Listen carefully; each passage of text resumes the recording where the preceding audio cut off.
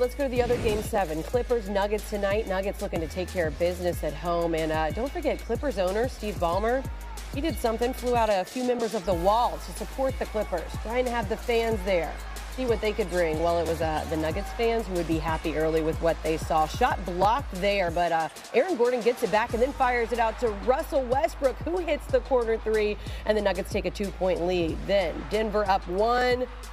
Pass stolen, and Aaron Gordon throws it down. It's a 3-point lead now, halfway through the second, same score. Westbrook, against his former team, knocks down the 3. Nuggets with a 6-point lead. Then later in the second, still on top, Jokic, the and one, Nuggets with a 6-point lead still.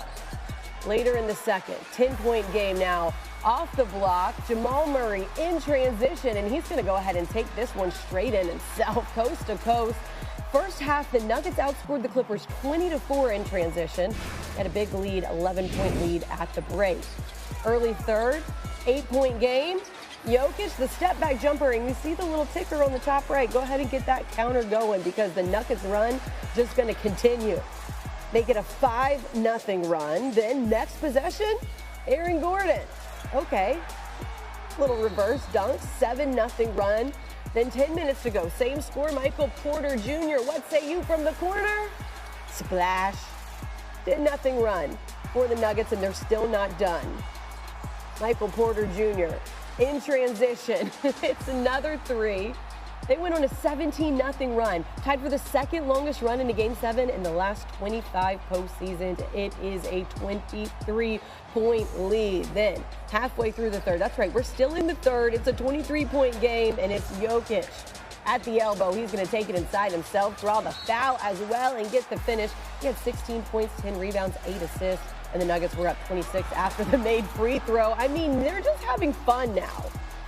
The alley-oop there, Aaron Gordon, the fancy finish. He had a team-high 22, and they just blew it open. It was 93-66 after 3. Then watch this. Russ hanging on afterwards. Gonna get teed up for that, and do you think he cares? I think not. Telling the Clippers, get out of here, go home. 16 points for him against his former team. Nuggets win 120-101. Here's Jokic after the win. I think that's the best description of us, finding the way to win a game, finding the player, finding the momentum, finding the stop, finding the basket when we need. So, a great series for us. We beat some great team. They're really talented. They have a lot of good pieces. They have a great 2 players, and I'm just happy that in the end we won the game. I knew coming into this, it felt like 7, and it deserved to be 7. That's what this series was. That's what it turned out to be, so just feel very blessed to come out, the victor. Big victory for them in another game. Some more history for Nikola Jokic. He became the first player in NBA history to average a triple-double in a series that went the full 7 games. It's the 3rd time he's averaged a triple-double in a series, one shy of tying Magic Johnson for the most instances in NBA history. Now, the other side of this, the Clippers loss. Here's Kawhi Leonard after that. I think we could have gave a better effort for sure. At the time, I don't think this team was 30 points better than this. We've seen it throughout the first 6 games of this series. But you got to give them credit. They came out and fought, ran hard in transition, got easy points, and they made shots. When you lose, in the playoffs, it's tough, and so, I feel bad.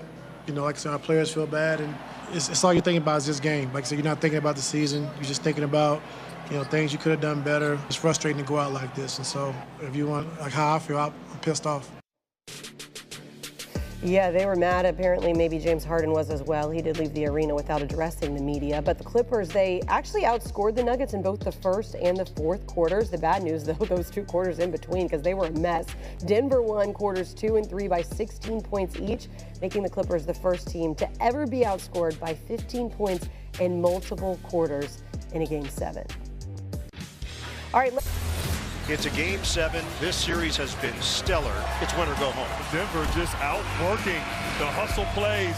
They can't miss. And I didn't see this coming at all, the way this series has gone. It's been an offensive explosion for the Nuggets in that third quarter. Everything going right. Denver dominates Game 7, and it's on to the second round for the Nuggets. Good all the way around for Denver. We got to focus in, though, on a guy by the name of Russell Westbrook, because he's been something the last couple of games. There's Nikola. He's always something. After Game 1, Russ had an interesting take on his role on the team. My job for this team is to bring my energy, bring my competitive spirit, nature, whatever that may be. I think I told y'all this after Game 1. Excuse my language for my kids at home, but to go in and up. And that's what I did. ESPN NBA insider and senior writer Ramona Shelburne joins us now. And Ramona, the Nuggets ownership, they made that decision to fire Mike Malone 79 games into the season. They replaced him with David Adelman, and now they're on to the second round after cruising past the Clippers tonight. So what did that coaching change do for this team? You know, I was talking to a Nuggets executive before the game, and he said, I don't think we're here in this Game 7 if we don't make that change. And when I talked to Nikola Jokic afterwards, I said, you said afterwards when they made that change, he was standing there in Sacramento for the first game under David Adelman, and he said, when ownership makes a change like that, they do it to give us a jolt. He goes, they got exactly what they wanted out of that change, because the Nuggets have really found themselves in this series. Sometimes, I know it was a 7-game series, they lost a couple of games big, but this game here, Game 7 at home, was their best game since David Adelman has taken over. And you head right into Oklahoma City, where you're playing a 68-win team. Ramona, you mentioned it. It was kind of a back-and-forth series, some of them a little bit lopsided, but tonight, lopsided as well, because the Clippers, they just fell flat in this deciding game. How was Kawhi Leonard responding to such a disappointing end of the season for his team? Well, listen, Kawhi said at the beginning of the year his goal was to make it to the end of the year healthy.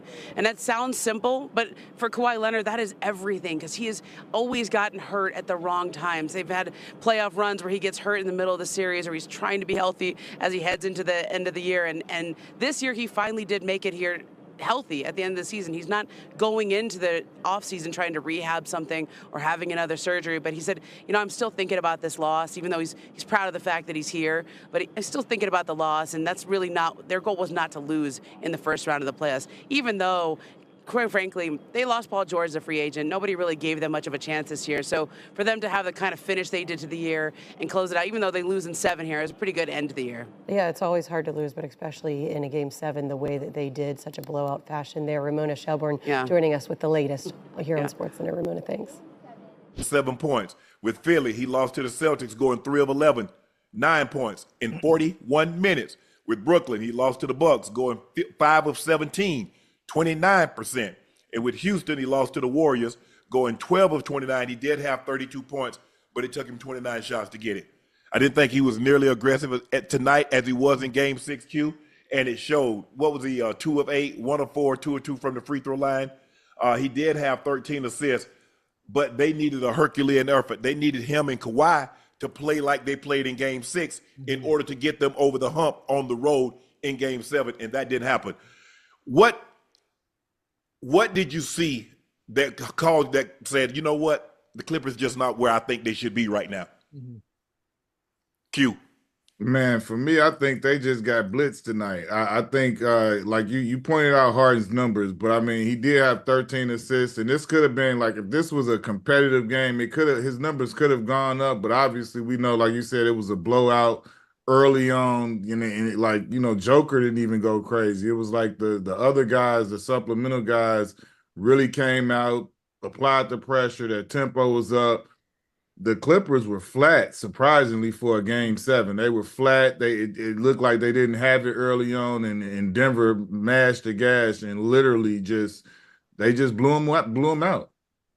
They looked good in the first quarter. They outscored. They had a 5-point lead heading into the second, and then Denver goes on and wins that quarter 37-21.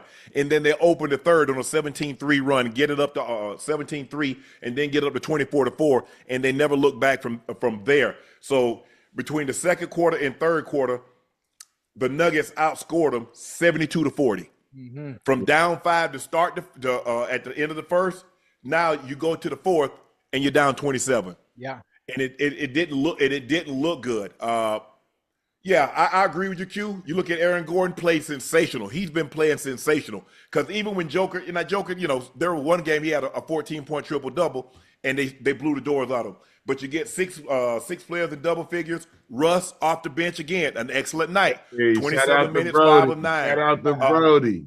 Yeah, man, he played well. Christian Brown, 21 points. Jamal Murray, 16. Yoke, 16, 10, and 8. Michael Porter Jr. sighting tonight, 15. And Aaron Gordon.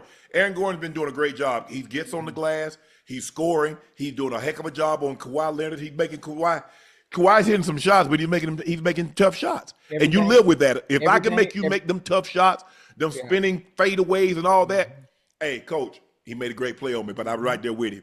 Yeah. Ocho, you watched this game from the Nuggets standpoint. What did you like about what you saw from the Nuggets tonight? I mean, listen, I watched it from start to finish. The Nuggets dominated in every aspect of the game from the start to finish. The Nuggets, they were shooting 52% from the field. They out-assisted Clippers 24-16. They controlled the tempo. They had much more want to for it to be a game 7. It seemed like the Clippers was flat. You know, like Q said, you got to want to be there. You got to want to play. Obviously, you got to win or you go home. They had no type of reassurance, like they really wanted to be there anyway. Michael Porter Jr. delivered a two-way masterpiece out there. Man, he had 15, 6-11 shooting, and 6 rebounds. But also the bench. Joker did his thing. Aaron Gordon did his thing. Westbrook brought energy. He only scored 9 points, but he brought energy. No, he had 16. Oh, he had 16? 5 of 9. Yeah, he had 16 points. Yeah, 5 of 9 with 16. The bench did well too. But Westbrook energy though, But that do something for a team, man. When he coming in, you know, he might have got a tech, but man, that was intentional. What y'all think about you? That was intentional. Yeah, he did it on purpose? You didn't see what I saw? Yeah, he did that on purpose. I thought he didn't want to let the rim go because he was gonna land on dude. No, sir. That was intentional. You didn't see when he landed there. Yeah, give me the tech, and I don't care. Get him the leap up out of here, and other obscenity. Hey, listen. Yeah. You know, Russ is the emotional dude, the passionate dude. Right. I loved it. Yeah. Yeah. You look. If Russ is on your team, you got to ride the roller coaster because you know it's going to be ups and downs, Q's. They're going to be highs and they're going to be lows, and you're just going to have to ride that wave. Some days he's going to give you this, and then some days you're going to be like, damn, Russ, slow. Can you slow it down? Like, okay, have 1 energy drink, not 4. And, you know, because he gets out of control because he plays so hard on both ends of the court. Yeah. And he's going to give you, that's one thing you'll never have to worry about Russell Westbrook is cheating you. You're going to get your money's worth. Mm-hmm. Now, like I said, and you got to ride it. Tonight, he was what they needed. What was that game that they won on the road? And they ended up, what's old boy, Aaron Gordon dunked it home. Mm-hmm. Russ provided the energy in that game. Mm-hmm. I like this. Look, it's going to be a very interesting series now with the Thunder and the Nuggets. Mm-hmm. Nuggets have been there before. Mm-hmm. The Thunder's been the best team in the Western Conference all year. Everybody wanted to see, well, when they play somebody that's been there with experience, let's see how they shape up. But looking at this game, the Clippers, you know when you go on the road, bro, you got to take it. They're not going to give it to you because it's their fans. You got to get the crowd out of it. Yeah. If you don't get the crowd out of it and they mess around and get a lead on you, all of a sudden the roof's going to explode and it's just an avalanche. Boom, Colorado avalanche. And it just swells. It just swells on you. And I'm like, bro, and T. Lue tried to get a timeout, but I think what happened, T. Lue did something very interesting in Game 6. He inserted Nicholas Batum to start the second half. Now you're out of tricks. He put Derrick Jones Jr. in the starting lineup for Chris Dunn. But at some point in time, they're like, okay, this is going to be our adjustment. When Nicholas Batum is in there, because he didn't have near the impact that he had in Game 6 because it caught him by surprise.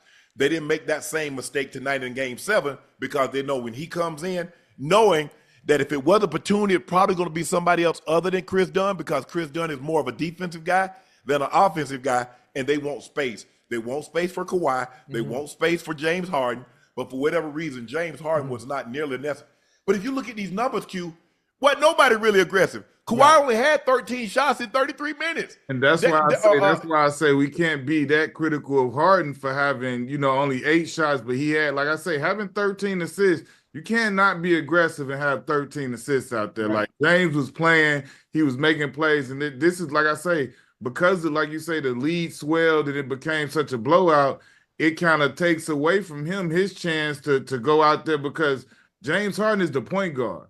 So him having 13 assists, he's out there doing his job because he was out there finding people and making plays and making things happen. It's not like he's 2 for 8 and isn't doing anything else. He had 13 assists and 5 or 6 rebounds. He was out there playing, but the blowout robbed him of his chance to accumulate and go out there and get aggressive later in the game, whereas where he come out, people may say he should have came out being aggressive as opposed to trying to get guys into the game. But I feel like he came out playing a pass-first game, trying to get his teammates going and saying, like, I can get my game off whenever, but that I can get my game off whenever it didn't come because the blowout came too quick.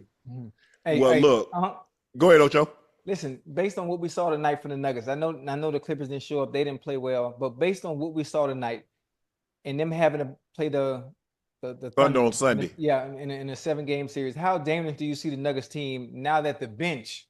We know what the starting 5 could do. Now that the bench is contributing the way they are, what chance do you have against them, against the Thunder? Well, the thing is, Russ is mainly the bench. They don't get a whole lot. DeAndre Jordan really doesn't play a lot. He played tonight. Yoke got in foul trouble in the third quarter, and he came in there, but he doesn't normally play a lot. Every once in a while, they'll insert Peyton Watson, and he mainly plays. But for the most part, they play 5 guys.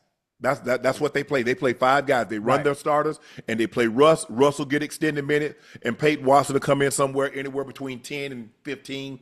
If things are going really well, he might play hit 20. But for the most part, they run their starters, and that's what you do. We ain't got no deep rotation.